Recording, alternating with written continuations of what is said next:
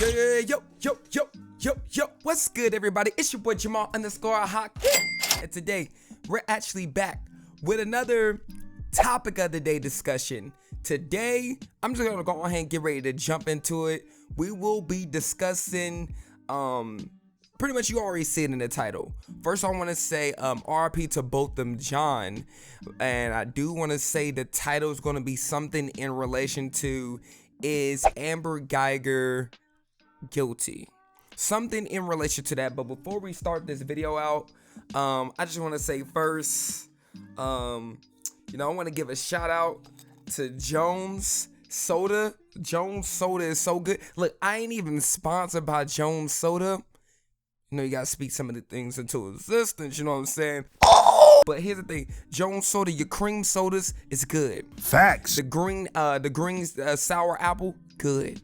All I'm saying is, holla at your boy, Let's go ahead and jump into this video. This is gonna be freestyled, just like, some of my other topic of the day discussions.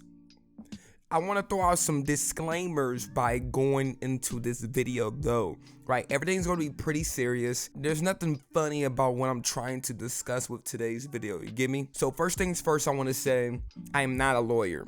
I'm not a prosecutor. I don't study any of this type of stuff. So I just want to go in on that note right there. The second thing that I want to note is I have no bias going into the verdict. Like, the verdict is already out by the time that I record this video, and by the time that this video is going to be uploaded. I already know the verdict of what's going to happen. The only thing that I currently don't know, based off the recording of this video, is the sentencing, the punishment phase, the sentencing process. I don't know that. So third, I've been following up with the trials. I started maybe on like day 3 or day 4 and been watching from there, and everything else has been like recaps and stuff like that. So I've been following along and actually watching it, not just watching the highlights. I've been watching it like hours upon hours on the live stream that they've been airing. And I think the other thing is just touching back and double down on the bias tip. I have no bias in this due to the fact that it was a black gentleman, a black man that was, we legally and technically can say, murdered due to the verdict, and I'm gonna talk about that later. It was a black man that was murdered. I have no bias when it comes to that, and I just want to state that firsthand because it can seem like that, based off of things that's been happening within the media of police brutality. This target has been put on black people's back, and police just like attacking and just like trying to off black people within our community and stuff like that. All that can be talked about on another video, but today I just want to mainly talk about the facts that was presented and the stuff that was happening, and then just add in a little bit of what's on my mind and my thoughts. So going in, just give you some pretext. This is something that happened last year originally. It actually happened before his 27th birthday, a couple of days before his 27th birthday. So it happened sometime in September. He would have been 28 as of now. His birthday is actually the same day as my mom's birthday, and that's how I'm able to like remember, kind of close to approximation of when the original event happened of when he got murdered. Basically, that's what the trial is about. And just to kind of walk you through just a rough picture, she was coming home from a 13.5-hour shift, and I don't want to add anything extra, just like the little basic stuff. She was coming in from a 13.5-hour shift. She basically pretty much parked on the wrong apartment floor. Not basically, she did. And she walked down the hall, she tried to open up the door kind of just like pushed open, based off the information that we were given, and the events happened from there. She shot someone because she felt as though, I don't want to add that part yet. She shot someone, boom, they're dead, and that's happened. They didn't die immediately.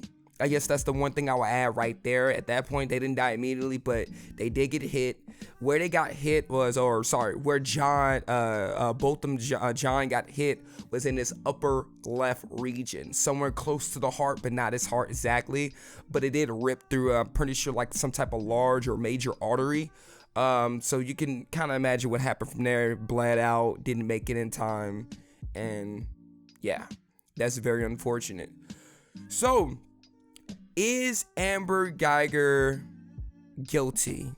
Now, I guess the main thing you could say, yeah, she's guilty based off the verdict.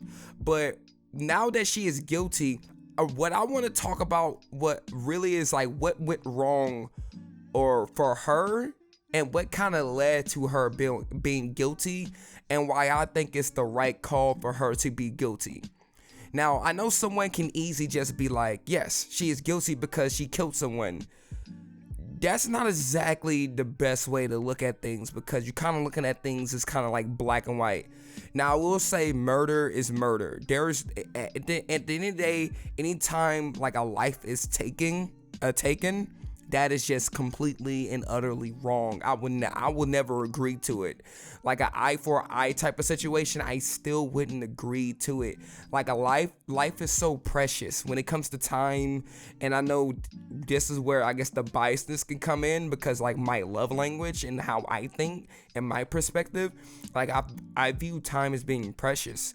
And when you're taking someone's life, you're taking their time away that they put into their career, their job, their occupation, their family, their loved ones, the things that they do within the community. Again, I'm not trying to paint the picture of what he was doing. I want to talk about that. I might talk about that later, but I'm just saying, like, when it comes to just the value of time and how I value and how other people may value, because there are things that people do and they love that if you take their life, they wouldn't be able to do it anymore. Now that I kind of went off on a slight little tangent on me speaking on, my, well, not even necessarily, well, I could just say my ideology or my perspective on, just how I view when murder's happening.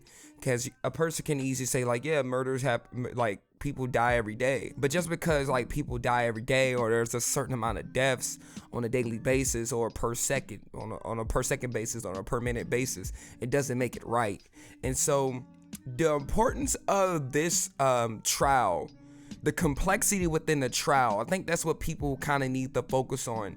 Not so much someone died, but the complexity of it. Because at the end of the day, even the prosecutor, the people that was trying to, go against Amber Guyger, they knew that although the ball was in their court, it's still an uphill fight.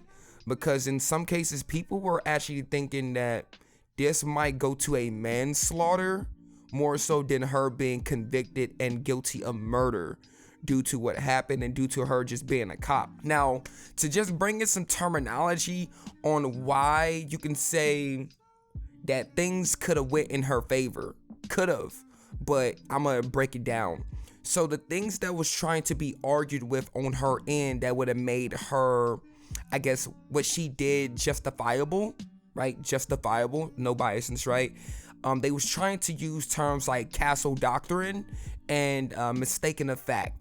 Now, the reason why these two terms are very important, and I'll bring up like some definitions for you guys, because I had to look up some definitions for myself. They both go hand in hand with one another, and that's when the complexity of this trial takes place. It's because for things to go in her favor, the jury has to basically allow it or accept those terms for them to be acceptable for her end. Now, to give some definitions as a pretext to these words, I'll start with mistaken of fact first, to better and make sense of the castle doctrine. No, I'll actually start with castle doctrine first. So basically, a rough definition of castle doctrine is a justifiable use of deadly force due to you protecting your own home. And mistaken of fact is basically a reasonable mistake based off the given situation. Reason why those two terms, mistaken of fact and castle doctrine, go hand in hand, as I previously stated, is because if the castle doctrine was an acceptable term to apply to Amber Guyger, which the defense was trying to fight for, that is them saying it was justifiable for her murdering Botham John because she thought she was in her own apartment, which will be completely and utterly incorrect and kind of asinine to kind of argue for, because she actually intruded into the wrong apartment. She walked into the wrong apartment.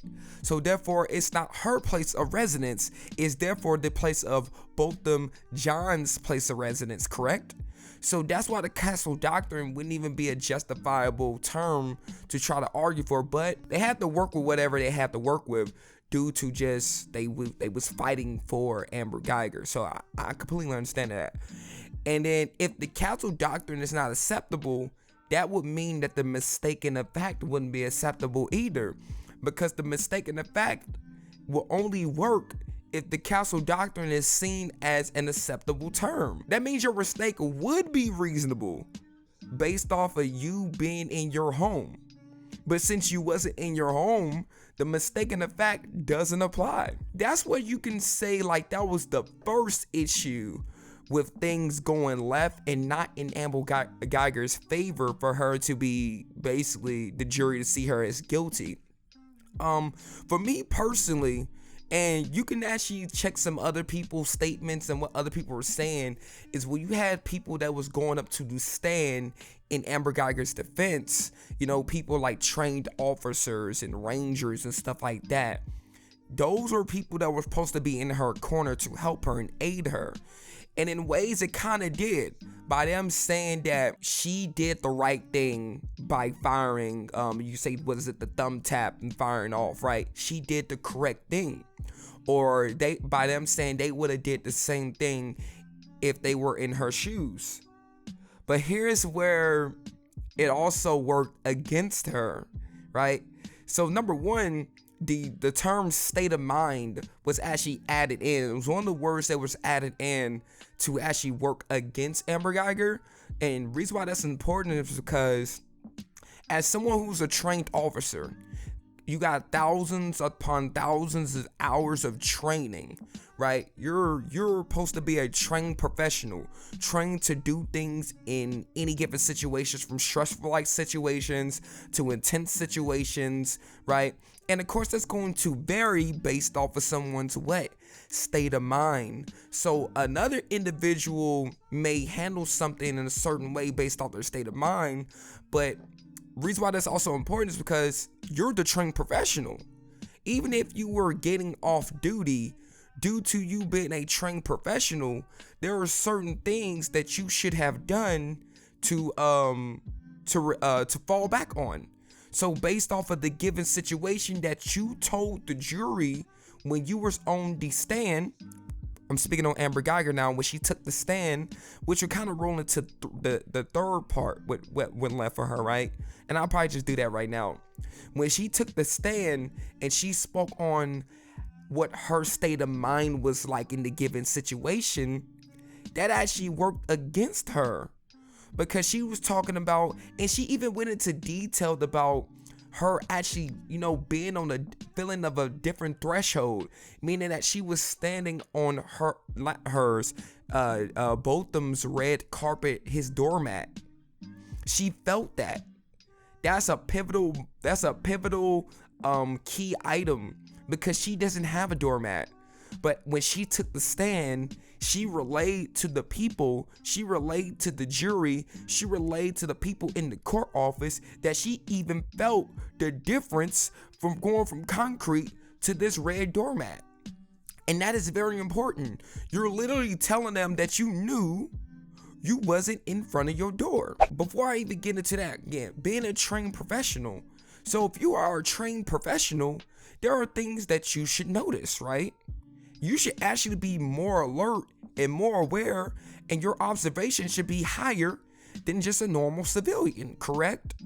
And that's the thing that didn't work in her favor, because she's not just like you and I. She is human, and I'm glad they humanized her when it came to the decision making, but once again, she's not just like you and I, because that's due to the fact that she's a trained professional. She should know better, essentially, right?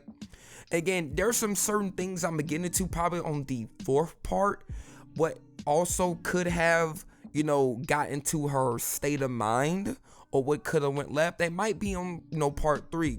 But rolling into that, she noticed like the smell coming from the door. She heard noises even before entering inside completely of the home, and she even relayed that information on the stand. There's a lot of things that didn't work in her favor that she actually stated and said out loud, right? For instance, like, she's saying things like she was scared, she feared for her life, she thought that he had a weapon, a man that was in pajamas, a man that I think it was in his underwear, his boxers.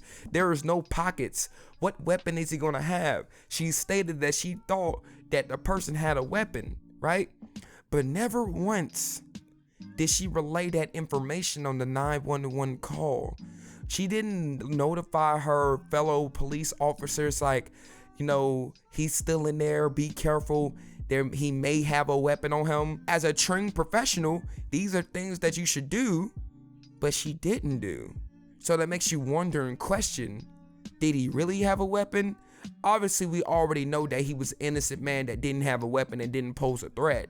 We know that now, or we know that at the time, but I'm speaking as if you or someone was Amber Guyger at the given time and she's relaying information based off of her side and her recollection of what she can remember, because we really only have one side of the story. And going into the fourth part, like the state of mind, that is the make or break situation for her, because since we only get to hear one side of the story, that means the better story that you're able to tell to the courtroom, the jury, the judge, the better that things could have went in your favor. And it didn't. I'm not saying that I wanted Amber Guyger to not be guilty. I'm just saying that based off the given information that was said, you're guilty. I don't know what way to kind of cut it. And you had situations where she had the ability to be able to give CPR. Since she's a trained professional, that's one of the things that as an officer, you're trained on doing. But she stated how she, in her words, I watched this, she gave a little CPR. She had the phone in one hand and was trying to apply CPR with the other free hand. When she had the option, again, going back to options, she had the option to put the phone on speakerphone. Matter of fact, going back to that, she had the option to actually retreat. She heard noises before entering in the home, so she had the option to retreat and to take a ground, to stand her ground, to actually take a position of, to protect herself, to where she can actually figure out what's coming from inside. At that point, she probably would have realized, oh, this is not my apartment. But she did it. Immediately, she decided to go straight through and boom, boom. I do want to take the time to add in really quickly at this part that while she was on a stand, she actually testified and stated out of her mouth with her own words that her intent was to kill when she heard a noise in what she perceived to be her apartment. So therefore, that already rules out it being an accident in terms of what she did, and makes it more likely for her to be charged and found to be guilty of murder, and not so much of it being an accident, if that makes sense, because she testified saying that her intent was to kill, was to put down.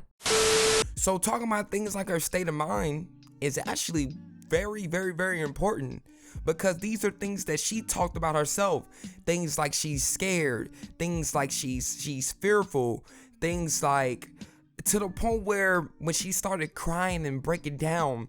Now, this is another thing I feel personally, I don't know if the jury seen this as this, I thought this didn't work in her favor as well.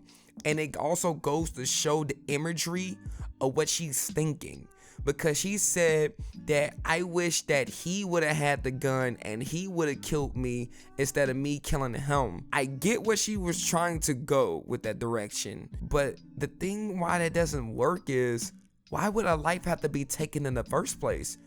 Wouldn't it be better for you to say, I wish I wouldn't have done what I done, instead of you saying, I wish he would have had the gun and he killed me? That doesn't make sense. That's almost as if you're trying to paint the picture of him being the intruder, painting the picture that he was the attacker, painting the picture that he was coming towards you to attack you. And that's kind of the bad picture to paint. But if you're trying to fight for, you know, go against the prosecutor, you're on the defense, I guess you have no choice but to use these things. Of course, when you're in that situation, you're rehearsing, you're going over certain things to say to make sure things are tilted in your favor for whatever decision to be made to be more favorable for you. But again, with the state of mind, she wasn't, I believe, and based off the given evidence, she wasn't all the way there. From things that was being brought up about this affair that she was having with this ex-cop, I don't know if he was still a cop, but she was like having an affair with a married man. And then even when her saying she even viewed it as something that was immoral and something she felt like she shouldn't do and tried to cut off, she continued, you know, Snapchatting him, messaging him. Even moments of her parking in the wrong parking garage, she was actually still talking to him from the time that she was walking to her door. And what makes it worse, at the time that she should have been on, at the time when she was talking to the cops or talking to 911 while she should have been applying CPR, she's in the middle of texting him saying, I need you and I need your help, when she should be putting all of her attention and focus on providing CPR to a dying man. That's very important because once again, you're putting your needs before the needs of someone that you should be supporting. Because as a trained professional, that is the number one thing that you should be doing, to serve and protect. That is your duty. That is what you are trained on. The thousands of hours that you said and that other people said that they went through to get to. So the position that you're at, you know what you should do, but you didn't do. They had people coming in saying, yo, I've been to the wrong apartment, or I once walked to someone, like they had other people on the stand. And honestly, that kind of worked in her favor a little bit until you get to the part where you have to figure out, did they shoot anyone? Did the person that they intruded on shoot them? Did anything go wrong? And then the answer to that is no. But in this situation, it did. So now you have to paint this picture of what was your state of mind currently at. Like, was you not focused? Was you not hyper aware? I understand that you wasn't on duty, but at any given time as a trained professional, whether you're on duty or not, that is your job. Like if I am a nurse, right? If I am a nurse, just because I am not on duty or not clocked in at work doesn't give me the right to be like, oh, someone's dying over there. Well, I guess I shouldn't go get my first aid kit from my car that's on me to go help that person that's dying, knowing that I have the ability to help that person, right? It doesn't make sense. That's kind of all the stuff that kind of led into the jury that I can imagine, that led to the jury deciding the decision on her being guilty of murder as is. I mean, I guess other things that you can say that I really don't want to talk about too much is the part where you gotta paint this picture of monster, like making Amber Guyger a monster due to bringing up things in her past or bringing up things on her Pinterest. The Pinterest stuff is kind of, I ain't gonna lie, it's kind of alarming. I think the most alarming thing is, I don't want to jump out the window and call her racist, but she did have some racist like comments that when they pulled up her text messages, when she's saying things like when she's like working at the MLK parade and saying like, man, I wish this is over, or man, you know, saying to another person, it'll be over once MLK is dead. Oh wait, like stuff like that. Or her telling another person to push people and pepper spray people for the event to be over faster. Like her wanting a German Shepherd, having a racist dog. These are things when she's texting this stuff out is really honestly not working in her favor. And right here with this screenshot that I have up here, it's actually something that I didn't get to properly explain very well within the video. But pretty much one of the things I wanted to highlight and what we're seeing right here is Martin Rivera, the person that she's actually been having an affair with. I think he's an ex-cop or still a current cop. Basically what is happening is he stated how he's working next to 5 different black cops, and not to be racist, but, and then so she follows up behind it and says, you know, not racist, but, you know, it's a different work ethic and it shows.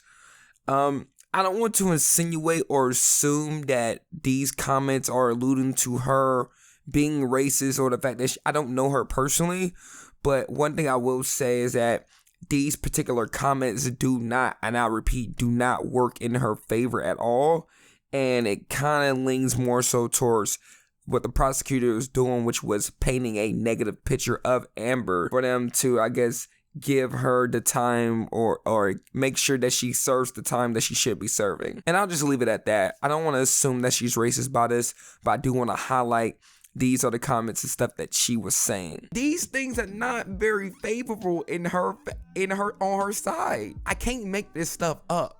Like, these are things coming from her. Now, if you were to say something like, well, Botham John is not a perfect person either, right? Well, we're not perfect. I will go on record saying that. But if we're talking about like a versus thing, and we're talking about like getting into state of mind, what was the person's state of mind at the given time? What's the person's mindset?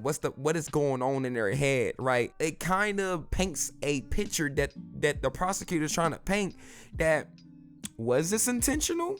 Especially when you get into like the Pinterest like post of certain things that like she's liking pictures where killing is justified and she's like not remorseful by it, or her like, let me just pull up this stuff really quickly. This first picture is like, I wear all black to remind you not to mess with me because I'm already dressed for your funeral. And then, you know, I don't even want to get into, you know, the comment that she said because there's some cussing in it. But this next one, people are so ungrateful. No one ever thanks me for having the patience not to kill them. These things are not working in her favor.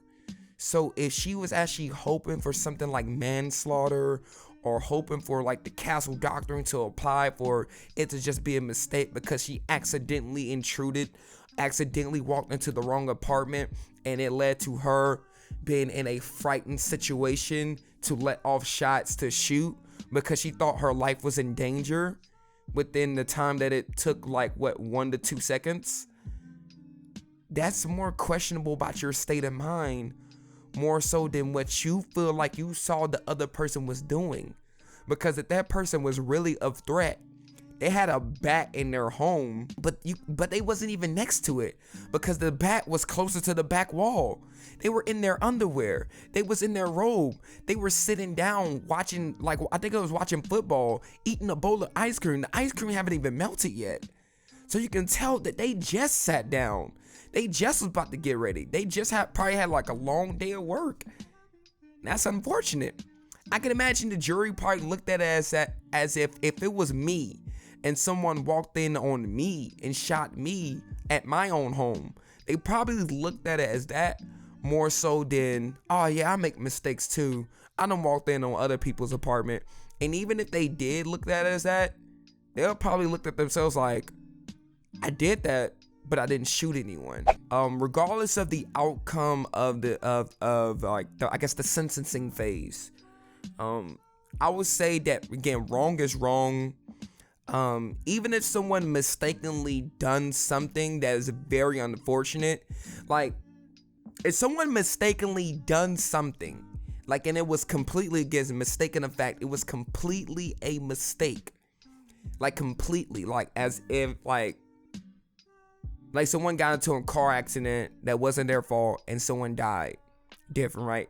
It's not like that person's gonna go to jail, right? It's literally an accident. But in this case, where the reason why it's not so much an accident is because she's a trained professional and she had options she could have done, but due to her state of mind, that's what she chose to do. And unfortunately, she got to live with the consequences. And that's kind of how you got to see it. You can't see it any other way as if, man, I feel sorry for her. You can.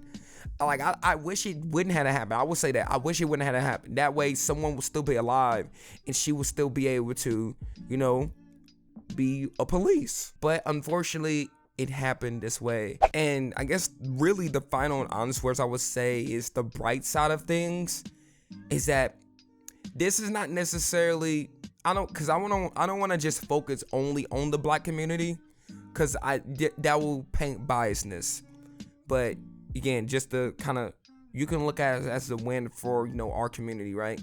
But more importantly, this is going to be trending. This is going to be news that is spread around the world, or mainly probably just in the United States. The importance of that is that you see that police officers are now going to be held more and more responsible for the actions they take. There's a lot of things that happen where things go undocumented, or, you know, and a false picture is painted due to the covering of one's you know, mistake that they done. Like, no more should that happen. But we know that that's still going to happen, where people are going to make mistakes and they're going to try to cover for it due to them not trying to take responsibility and holding themselves accountable for the mistakes they are making. This right here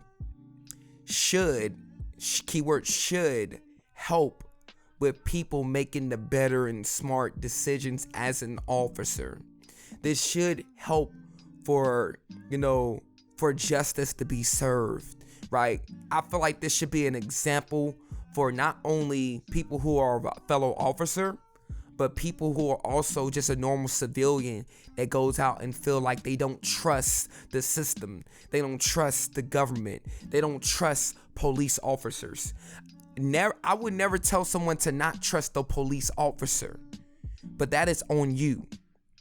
I know their job is to serve and protect us, and that is still the case. Not all police officers are bad. I've never personally had one bad encounter with a police officer, and nor am I trying to jinx myself.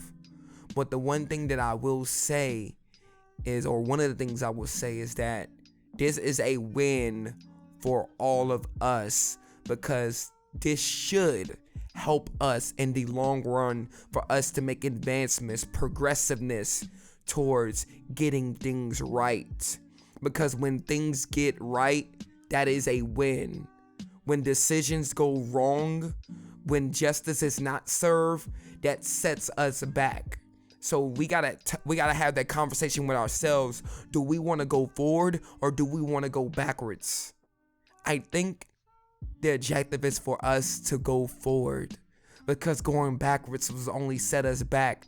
Going backwards will only be more deaths for us. Going backwards will only be more lives taken. Going backwards will be like lives like from the Trayvon Martins to the Eric Gardner to the, like, I can't name all the names off the top of my head, but the people who died and the people who killed them, nothing happened to them.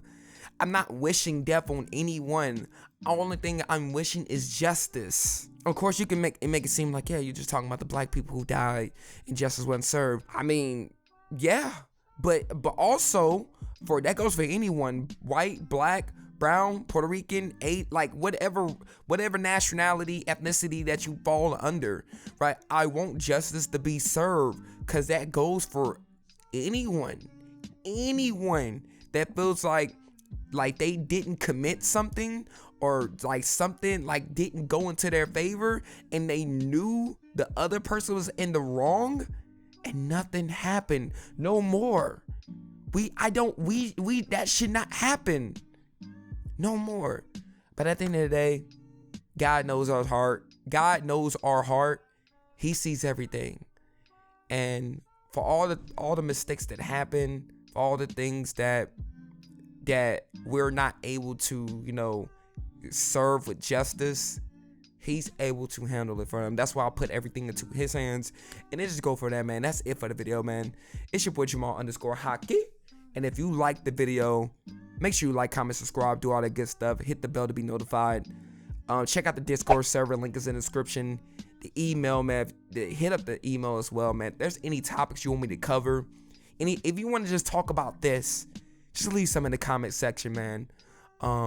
It's sad for real, And it's definitely a tearjerker. I'm not someone that cries, but man, I'm just glad that this is something that can be seen as a win. And this is something that, especially within that Dallas community over there, they see that as something where they can like take and celebrate, not in the like the wake of, or like the fact that someone was like, you know, found guilty, but more so that justice was served. That's it for the video, man. Peace out. Tell them if they looking for me, they know where to find me. Put the pressure on them, watch them fall like origami. Ran up with the wave, I came back with a tsunami. I've been up for days, I've been moving like a zombie. I can't never sleep, I got too much.